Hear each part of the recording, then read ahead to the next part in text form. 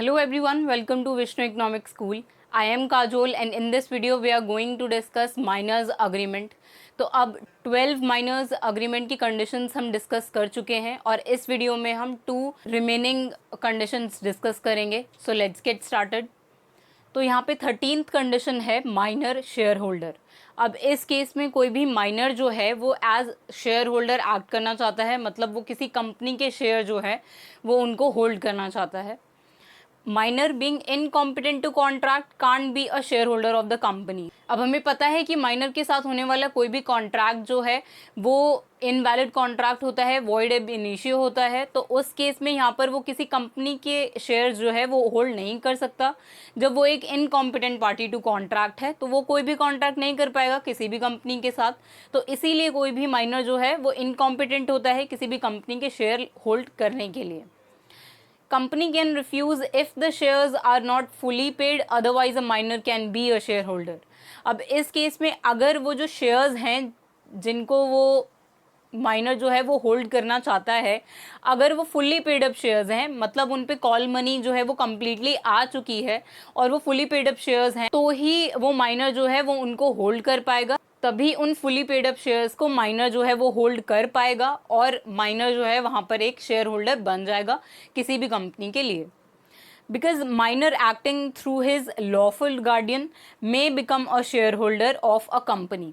अब हम अगर डिस्कस करते आए ही हैं कि माइनर जो है वो अपने गार्डियन के थ्रू किसी भी कॉन्ट्रैक्ट में एंटर हो सकता है और जो गार्डियन है माइनर का वो माइनर के बिहाफ पे कोई भी कॉन्ट्रैक्ट कर सकता है.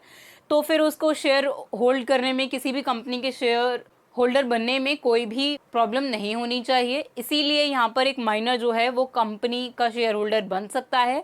लेकिन वो कैसे शेयर होल्डनी चाहिए, वो फुली पेड अप शेयर्स होने चाहिए, उन पे सारी कॉल मनी जो है वो रिसीव्ड होनी चाहिए. तो अब क्या लॉजिक है इसके पीछे कि कोई भी माइनर जो है वो इनकॉम्पिटेंट होने के बाद भी किसी कॉन्ट्रैक्ट में एंटर हो रहा है, तो वो भी देखते हैं. If minor could legally hold property in his name, it would be wrong to debar him from holding fully paid shares in his own name. अब अगर कोई भी माइनर जो है अगर वो अपने ही नाम पर कोई प्रॉपर्टी होल्ड कर सकता है तो फिर हम उसको रोक ही नहीं सकते किसी भी कंपनी के शेयर होल्ड करने के लिए. हम उसको डीबार नहीं कर सकते, रोक नहीं सकते उसको किसी भी कंपनी के शेयर्स होल्ड करने के लिए. अगर वो कोई प्रॉपर्टी होल्ड कर सकता है तो वो शेयर्स भी होल्ड कर सकता है अपने ही नाम पर किसी भी कंपनी के अंदर. लेकिन वो शेयर्स जो हैं वो फुली पेड शेयर्स होने चाहिए, उन पे सारी कॉल मनी रिसीव होनी चाहिए. तो यहाँ पर माइनर जो है वो शेयर होल्डर बन सकता है और इसकी क्या कंडीशन है कि उसका गार्डियन उसके माइनर के बिहाफ पे उस कॉन्ट्रैक्ट में एंटर होगा कंपनी के साथ और उसमें वो जो शेयर होल्ड करेगा वो सारे शेयर्स जो हैं वो फुली पेड शेयर होने चाहिए. क्योंकि बाद में कंपनी जो है वो उसको लायबल नहीं मान सकती कि उसने जो है कॉल मनी उन शेयर्स पे जो उसके पास हैं उस पे पे नहीं करी. इसीलिए वो ऑलरेडी फुली पेड शेयर्स होने चाहिए. और उस केस में अगर माइनर जो है कोई प्रॉपर्टी होल्ड कर सकता है तो वो किसी कंपनी के शेयर्स भी होल्ड कर सकता है. तो अब नेक्स्ट कंडीशन देखते हैं. तो हमारी 14th और लास्ट कंडीशन है माइनर्स लायबिलिटी इन टॉर्ट. अब इस केस में क्या हो रहा है कि अब माइनर को हम लायबल मान रहे हैं उसकी गलती में. अब इस टर्म की काफ़ी कॉम्प्लिकेटेड डेफिनेशंस हैं, लेकिन आप इसको नॉर्मली अगर लेमन लैंग्वेज में समझना चाहें तो इसका मतलब होता है कुछ भी गलत करना. अब इस केस में क्या हो रहा है कि माइनर जो है उसकी लायबिलिटी हम कब देख रहे हैं, जब उसने कुछ गलत किया है. तो अब इस केस में क्या कंडीशन होगी कि हम एक माइनर को लायबल मान रहे हैं उसकी गलती के लिए. A minor is liable for his tort. अब यहाँ पे हम माइनर को लायबल मानेंगे उसकी गलती के लिए. अब इसमें क्या कंडीशन है, unless the tort is in reality a breach of contract.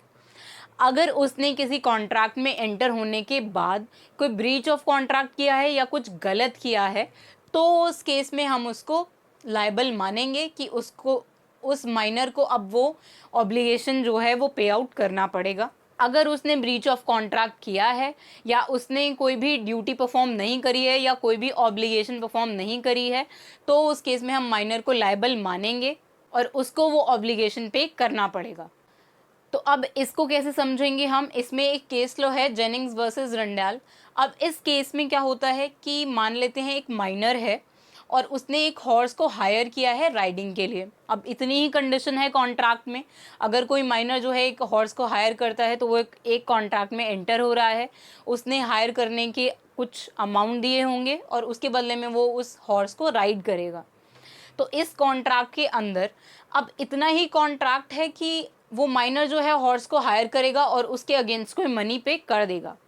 और अब आगे क्या होता है कि अगर ये माइनर जो है वो इस हॉर्स को राइड करता है और उसके बाद ओवर राइडिंग की वजह से वो हॉर्स जो है वो इंजर्ड हो जाता है, तो अब इस केस में क्या हम इस माइनर को लायबल मानेंगे कि उसने उस हॉर्स को इंजर्ड कर दिया और उसको अब इसके लिए लायबल बनाएंगे और उसको ऑब्लिगेशन पे करना पड़ेगा?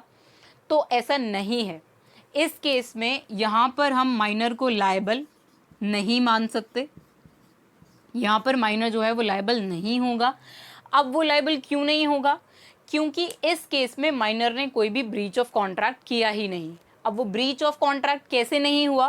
क्योंकि कॉन्ट्रैक्ट सिर्फ इतना सा ही था कि वो माइनर जो है उस हॉर्स को हायर करेगा राइडिंग के लिए और उसने यहाँ पे अपना ऑब्लिगेशन जो है वो कंप्लीट कर दिया।